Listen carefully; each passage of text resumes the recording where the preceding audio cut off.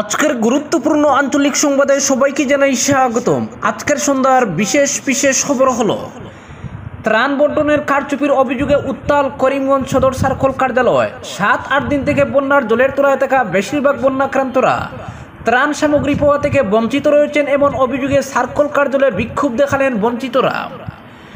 আজ সমাজসেবী তথা আইনজীবী হাসিনা রহমান চৌধুরীর নেতৃত্বে কয়েক শতাধিক ভুক্তভোগী জনগণ করিমগঞ্জ সদর সার্কল অফিসার জয় কৃষ্ণনিয়া এনগামলাইয়ের সঙ্গে সাক্ষাৎ করে 8 দফা দাবি সম্বলিত একটি স্মারকপত্র প্রদান করেন।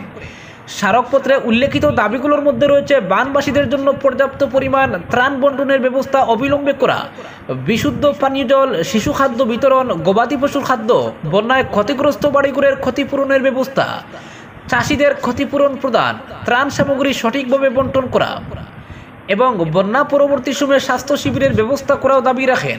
স্মারকপত্র প্রদানের পর সংবাদ মাধ্যমের মুখোমুখি হয়ে আইনজীবী হাসিনা রহমান চৌধুরী বলেন, 1 সপ্তাহ থেকে বন্যার জলে ডুবে রয়েছে উত্তর করিমগঞ্জের ডিমপুর, জাতুয়া, নয়াগাঁও, জোড়াপাতা, খালরপাড়, শঙ্করপুর, সুতারকান্দি, গোবিন্দপুর সহ অন্যান্য গ্রাম। রাস্তাঘাট জলের তলায়, বৃহত্তর এলাকার হাজার হাজার লোক গৃহবন্দী অবস্থায় অর্ধাহারে অনাহারে দিন কাটাচ্ছেন। এমত অবস্থায় সরকারিভাবে করিমগঞ্জ জেলা প্রশাসনের পক্ষ থেকে ত্রাণ সামগ্রী বন্টনের উদ্যোগ নেওয়া হলেও তা সঠিকভাবে বিতরণ করা হয়নি। বহু পরিবার ত্রাণ থেকে বঞ্চিত রয়েছে। এসব পরিবার সংকটে পড়েছেন, প্রায় অনাহারে দিন কাটাচ্ছেন। তিনি আরও বলেন, শরণার্থী শিবিরে ছোট ছোট শিশু ও মহিলা পুরুষ একসঙ্গে থাকা সম্ভবপর না হওয়ায় অনেকেই জলমগ্ন অবস্থায় ঘরে থাকতে বাধ্য হয়েছেন। মানুষ এক অসহায় অবস্থায় রয়েছেন। তিনি সঠিকভাবে ত্রাণ বন্টন সহ বঞ্চিত এলাকায় বন্টনের দাবি জানিয়েছেন। অপরদিকে মক্কায় কাচারের আরও এক হাজির মৃত্যু। মক্কায় পবিত্র হজ পালনে গিয়ে কাচারের আরও এক হাজির মৃত্যু ঘটল। মৃত হাজি কাটিকুড়ার বুরুঙ্গার বাসিন্দা মহিউদ্দিন, বয়স আনুমানিক 7 বছর। তিনি শুক্রবার রাতে মক্কার এক হাসপাতালে শেষ নিঃশ্বাস ত্যাগ করেন। পরিবার সূত্রে জানা যায়, হজ শেষে ঈদের দিন তিনি হঠাৎ পেটে ব্যথা অনুভব করেন। এরপর তাকে হাসপাতালে ভর্তি করা হয়। হাসপাতালে চিকিৎসারত অবস্থায় তিনি মারা যান। তার পরিবারে রয়েছেন স্ত্রী, 5 ছেলে ও 2 মেয়ে। আর এই মৃত্যুতে পরিচিত মহলে সুখের ছায়া নেমে আসে। উল্লেখ্য, এর আগে গুসাইপুর এলাকার হাজি জলাল উদ্দিন লস্কর, বড়খলার মৌলানা সৈফুদ্দিন ববুইয়া ও জসির উদ্দিন মজুমদার প্রয়াত হন। অপরদিকে আগামী কয়েক মাসের মধ্যে রাজ্যের লক্ষ লক্ষ লোকের আধার সমস্যার জট খুলতে পারে। শুক্রবার এমনই ইঙ্গিত দিয়েছেন মুখ্যমন্ত্রী হিমন্ত বিশ্ব শর্মা। কেন্দ্র ও রাজ্য সরকার একযোগে সুপ্রিম কোর্টের দ্বারস্থ হয়ে এই সমস্যার সমাধানের আর্জি জানাতে পারে। দেশের শীর্ষ আদালতের নির্দেশেই এনআরসিতে দাবি ও আপত্তি পেশের সময় বায়োমেট্রিক সংগ্রহ করা হয়েছিল। চূড়ান্ত এনআরসিতে নাম থাকলে আধারের জন্য আর আবেদন করতে হবে না। সেই বায়োমেট্রিকের সুবাদেই আধার মিলবে, এমন বলেছিল সুপ্রিম কোর্ট। কিন্তু 7 মণ তেল পুড়লেও রাধার নানাচার মতো 1600 কোটি টাকা খরচের পরেও চূড়ান্ত এনআরসি প্রকাশিত হলো না। এর ফলে ব্লক হয়ে রইল লক্ষ লক্ষ লোকের বায়োমেট্রিক। এর জেরে আটকে গেল তাদের আধারও। হিমন্ত সরকার ক্ষমতায় এসে এই সমস্যার সমাধান করবে মন্ত্রিসভার বৈঠকে সিদ্ধান্ত নিয়েছিল, কিন্তু এর পরেও একই তিমিরে পড়ে থাকলো সমস্যাটা। আধার নিয়ে সুপ্রিম কোর্টে মামলা করেছেন সাংসদ সুস্মিতা দেব। সেই মামলা আজ স্থগিত ঝুলে রয়েছে। কেন্দ্র শীর্ষ আদালতে হলফনামা দিয়ে বলেছে, জনকল্যাণমূলক প্রকল্পের ক্ষেত্রে আধার বাধ্যতামূলক করা হবে না। কিন্তু বাস্তবে দেখা যাচ্ছে এনআরসির গেরোয় আধার বঞ্চিত মানুষগুলো অসংখ্য প্রকল্পের মুখ দেখতে পারছে না। এমনকি আয়ুষ্মান প্রকল্পও মিলছে না আধারের অভাবে। আরও বেশ কয়েকটি প্রকল্পের বাইরে থাকতে হচ্ছে তাদের। এই গুরুতর সমস্যার বিষয়টি উপলব্ধি করে আধার নিয়ে জটিলতা দূর করার উপর জোর দিয়েছিলেন মুখ্যমন্ত্রী। এক্ষেত্রে মূল সমস্যা হচ্ছে আধারের জট চিরতে পারে একমাত্র সুপ্রিম কোর্ট। এমনতর এক পটভূমিতে এদিন মুখ্যমন্ত্রী বলেছেন, তিনি এরই মধ্যে কেন্দ্রীয় স্বরাষ্ট্রমন্ত্রী অমিত শাহকে চিঠি দিয়েছেন। কেন্দ্র ও রাজ্য যদি একসঙ্গে সুপ্রিম কোর্টে আবেদন করে, তাহলে হয়তো বায়োমেট্রিক ব্লক হওয়ার জন্য উদ্ভূত সমস্যার সুরাহা হতে পারে। আশা করা যায় কয়েক মাসের মধ্যে একটা সমাধান সূত্র বেরোবে, বলেছেন মুখ্যমন্ত্রী। সেই সঙ্গে তিনি বলেন, অনেকের নামে এনআরসিতে আছে। বিদেশি মামলায় ফরেনার্স ট্রাইব্যুনালে ভারতীয় নাগরিকত্বের প্রমাণ প্রতিষ্ঠিত করতে পেরেছেন অনেক লোক। তাদের ক্ষেত্রেও বায়োমেট্রিক ব্লকের সমস্যা থেকে গিয়েছে। মুখ্যমন্ত্রীর মতে এই সমস্যার নিরসন করাটা অত্যন্ত জরুরি। তাই তিনি চাইছেন কেন্দ্র রাজ্য অভিন্ন অবস্থান নিয়ে সুপ্রিম কোর্টে যাক, তাহলেই হয়তো জট খুলতে পারে। আইনি মহল বলছে, এনআরসি নিয়ে দড়ি টানাটানি চলছে, কিন্তু তার জন্য কেন সাধারণ মানুষকে ভুগতে হবে? আজ অবধি এনআরসি চুক্তিদের হাতে রিজেকশন স্লিপ তুলে দেওয়া হয়নি, যার জন্য এনআরসি প্রার্থীরা ট্রাইব্যুনালে গিয়ে নাগরিকত্ব প্রমাণের সুযোগ পাচ্ছেন না। অথচ এদেরও আধার নেই বায়োমেট্রিক ব্লক হয়ে যাওয়ার জন্য। আবার এনআরসিতে নাম ওঠা সত্ত্বেও অনেকেই আধার কার্ড বানাতে না পেরে নানাবিধ সমস্যার মুখে পড়ছেন। উচ্চশিক্ষা থেকে বঞ্চিত হতে হচ্ছে বহু তরুণ তরুণীকে। সৌজন্যে সেই বায়োমেট্রিকের গেরো এদের সমস্যা কবে মিটবে সেটাই চরম অনিশ্চিত। এই অবস্থায় কেন্দ্র ও রাজ্য সুপ্রিম কোর্টে গেলে হয়তো একটা স্বস্তির আবহ তৈরি হতে পারে। অপরদিকে বন্যাক্রান্ত বৃহত্তর বকরিহাওর ত্রাণের হাহাকার, সাংসদ বিধায়কের বিরুদ্ধে ক্ষোভ। বরাক উপত্যকার সব থেকে নিচু এলাকা হিসেবে পরিচিত বৃহত্তর বকরিহাওরের প্রায় 30-40 হাজার মানুষ জলবন্দী। সেখানে নেই সরকারি ত্রাণ, নেই মেডিকেল টিম, নেই জল বিশুদ্ধ করার ঔষধও, যার ফলে বকরিহাওর এলাকা জুড়ে ত্রাণের হাহাকার দেখা দিয়েছে। বকরিহাওর প্রথম থেকে দ্বাদশ খণ্ড সব গ্রামই বন্যার জলের তোলায়। বাইয়ার পার, বারনামী, অনুকূলনগর কলোনি, বকরিখালের পার, বেড়িয়ালার পার, রায়পাড়া, লস্করপাড়া, দাসগাঁও, বাগরকুনা, আটালি পার, বদরকুড়ি পার, বনগাঁও, চন্দইল, গোপালের কান্দি, খান্দিবাড়ি, টাইয়ার পার, মির্জামারা, সিঙ্গারি পার, নাউড়িয়ার পার সহ বৃহত্তর বকরিহাওর এলাকার বিভিন্ন গ্রাম জলের তোলায়। স্থানীয় ইরফান আলী, প্রাক্তন এপি সদস্য শালিক আহমেদ, কুতুবুদ্দিন, রহমত আলী প্রমুখ আক্ষেপ করে বলেন, আমাদের স্থানীয় বিধায়কের খোঁজ খবর নেই, তিনি ব্যস্ত দক্ষিণ হাইলাকান্দি নিয়ে। বকরিহাওরের 99% ভোট পেয়ে বিধায়ক হয়েছেন তিনি, অথচ এই সংকটের সময় আমাদের খোঁজ খবর নিচ্ছেন না। তাছাড়া কোনো রাজনৈতিক দল ও তাদের নেতাপাতি নেতারা বৃহত্তর বকরিহাওরবাসীর এই বিপদের সময় খোঁজ খবর না নেওয়ায় মানুষের মধ্যে প্রচণ্ড ক্ষোভ দেখা দিয়েছে। এবারের সাধারণ নির্বাচনে বকরিহাওর অঞ্চলের মাইমাল সম্প্রদায়ের প্রচুর ভোট। বিজেপি পাওয়া সত্ত্বেও সাংসদ কৃপনাথ মোলা বকরিহাওর এলাকার বন্যাক্রান্তদের খোঁজ খবর নিচ্ছেন না বলে স্থানীয় মানুষের অভিযোগ। এদিকে বকরিহাওরের সঙ্গে যোগাযোগের একমাত্র রাস্তা দুলং কালবাট পূর্ত রাস্তাটি আটালিপাড়ের কাছে জল উঠে যাওয়ায় যোগাযোগ ব্যবস্থা বিচ্ছিন্ন হওয়ার পথে। সে সঙ্গে জানকিবাজার কাটাখাল পূর্ত সড়কটির রায়পাড়ার কাছে জল উঠে বকরিহাওরের সঙ্গে যোগাযোগ বিচ্ছিন্ন। উত্তর নারায়ণপুর ও কালীনগর ষষ্ঠ খণ্ডের বাবুরবাজারের কাছে পূর্ত সড়কে জল উঠে গেছে। এছাড়া দোলেশ্বরী স্লুইস গেটের পাশ দিয়ে বকরিহাওর প্রথম খণ্ড হয়ে যে পূর্ত রাস্তা কাটাখাল জানকিবাজার রাস্তায় মিলিত হয়েছে, সেই রাস্তার ঠান্ডাপুরে পূর্ত সড়কের পর জল উঠায় যোগাযোগ ব্যবস্থা বিচ্ছিন্ন হয়ে পড়েছে। বকরিহাওরের অনেক শিক্ষা প্রতিষ্ঠান জলবন্দী। এই পরিস্থিতিতে এলাকা জুড়ে পশু খাদ্যের সংকট তীব্র আকার ধারণ করেছে। খাদ্যের অভাবে পশু মারা যাওয়ার উপক্রম হয়েছে। এলাকাবাসীর তরফে সরকারিভাবে পশু খাদ্য দেওয়ার জোরালো দাবি উঠছে। তাছাড়া এবারের বন্যার সময় প্রশাসনের পক্ষ থেকে জেলা শাসক, এডিসি, সার্কেল অফিসার কেউ সরেজমিন তদন্ত করতে আসেননি। এ নিয়ে ক্ষোভ দেখা দিয়েছে। অপরদিকে বিতর্কে প্রোটেম স্পিকার নিয়োগ, জোরের মুখে সংসদ। জোরের আভাস মিলছে অষ্টাদশ লোকসভার প্রথম অধিবেশনে।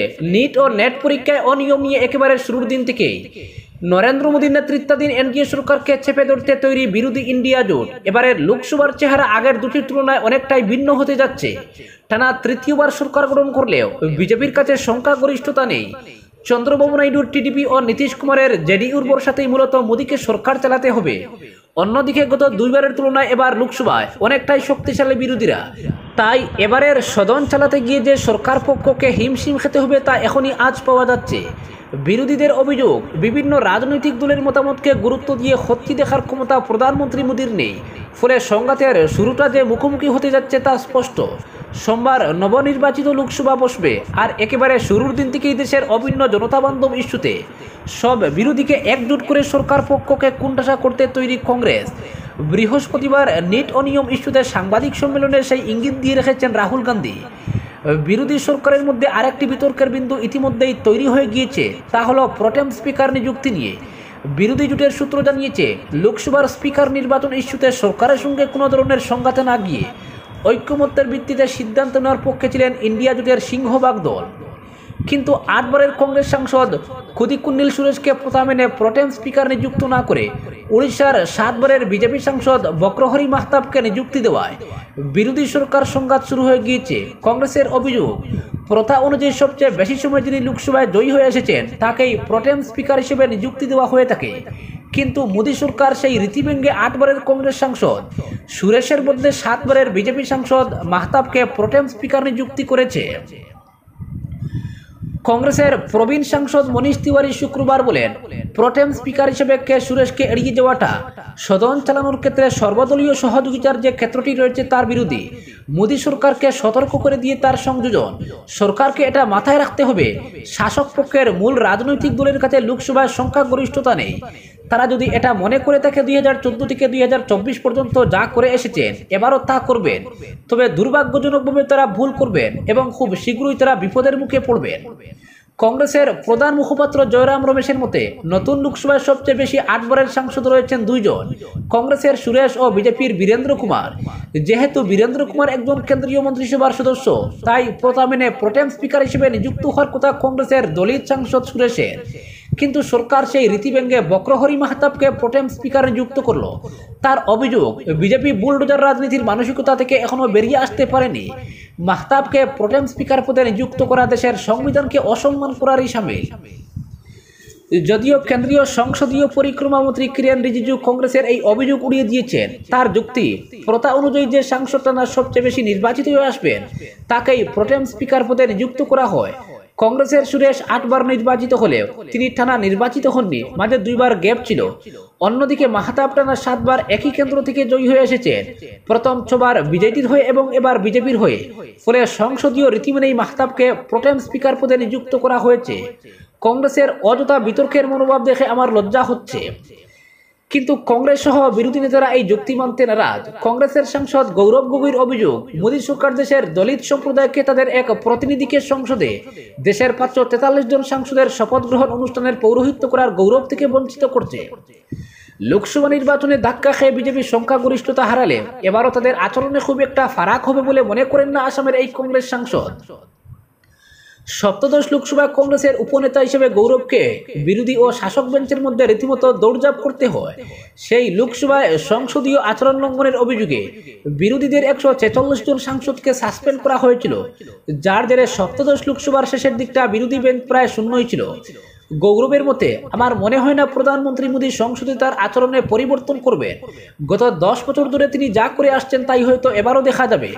সংসদের প্রথম দিন তিনি বাইরে সাংবাদিকদের সঙ্গে কয়েক লাইনে কথা বলবেন, কোনো প্রশ্নের জবাব দেবেন না। তারপর সিংহভাগ সময় সদনে তাকে দেখা যাবে না। সদনের ভেতরে তিনি বিরোধীদের কোনো প্রশ্নের জবাব দেবেন না, উল্টে তার সরকারের কনিষ্ঠ মন্ত্রীদের নিজের ভাবমূর্তি রক্ষার দায়িত্ব সমঝে দেবেন। নিট হোক বা অগ্নিবীর, কোনো কিছু নিয়ে তার কোনো বিবৃতি মিলবে না। এবার লোকসভায় বিরোধী দলনেতা হওয়ার দৌড়ে এগিয়ে থাকা যোরহাটের সাংসদ বলেন, সংসদে বিভিন্ন রাজনৈতিক দলের সমস্যা বা অভিমতকে গুরুত্ব দিয়ে বিবেচনা করার ক্ষমতা বা মানসিকতা প্রধানমন্ত্রী মোদীর রয়েছে বলে আমার মনে হয় না। তিনি একটা ইকো চেম্বারে কাজ করেন, এমনকি নিজের মন্ত্রিসভার সদস্যেরও বর্ষার মধ্যে নিতে রাজি হন না। তবে এবার যে লোকসভার পরিস্থিতি বদলে গিয়েছে তা সরকারকে মনে করিয়ে দিন গৌরব। জানান, গতবারের চেয়ে লোকসভায় কংগ্রেসের সংখ্যা প্রায় দ্বিগুণ হয়েছে। ইন্ডিয়া জোটের শরিক দলগুলিও যথেষ্ট বেশি শক্তি নিয়ে সদনে এসেছে। সরকার পক্ষ এবার সদনে আসবে পরাজিত হওয়ার মুডে, আর আমরা থাকবো জয়ী হওয়ার মানসিকতা নিয়ে। টেবিল কিন্তু পাল্টে গিয়েছে। বিজেপির এক শীর্ষ নেতা অবশ্য বিরোধীদের এসব মন্তব্যকে পাত্তা দিতে নারাজ। তার মন্তব্য, এমন একটা ধারণা ছড়িয়ে দেওয়া হচ্ছে যেন তারা 400 আসনে জয়ী হয়েছে আর আমরা 240-এ। এবারের সংসদে বিরোধীদের এমন মানসিকতারই প্রতিফলন মিলবে। জানা গিয়েছে, ইন্ডিয়া বা এনডিএ কোনো জোটেরই অংশ নয় এমন রাজনৈতিক দলগুলির সঙ্গে যোগাযোগ রক্ষা করে চলেছেন বিরোধীরা, যেমন পাঞ্জাবের শিরোমণি অকালি দল বা অন্ধ্রের জগনমোহন রেড্ডির ওয়াইএসআরসিপি। বিভিন্ন ইস্যুতে সরকারকে চেপে ধরতে এইসব ছোট ছোট দলকে পাশে পাওয়ার চেষ্টায় রয়েছে বিরোধীরা। লোকসভার প্রথম দুদিন বরাদ্দ থাকবে নবনির্বাচিত সাংসদদের শপথ গ্রহণের জন্য। বুধবার সংসদের যৌথ অধিবেশনে রাষ্ট্রপতি ভাষণ দেবেন। স্পিকার নির্বাচনী হোক বা মনোনয়ন হবে বৃহস্পতিবার। তারপর রাষ্ট্রপতির ভাষণের পর ধন্যবাদ জ্ঞাপন নিয়ে বিতর্ক চলবে 3 জুলাই পর্যন্ত। আর তখনই নিট পরীক্ষায় প্রশ্নপত্র ফাঁস থেকে নানান ইস্যু উত্থাপন করে বিরোধীরা সরকার পক্ষকে চেপে ধরার চেষ্টা করবে। আজকের বিশেষ সংবাদ এখানেই সমাপ্ত।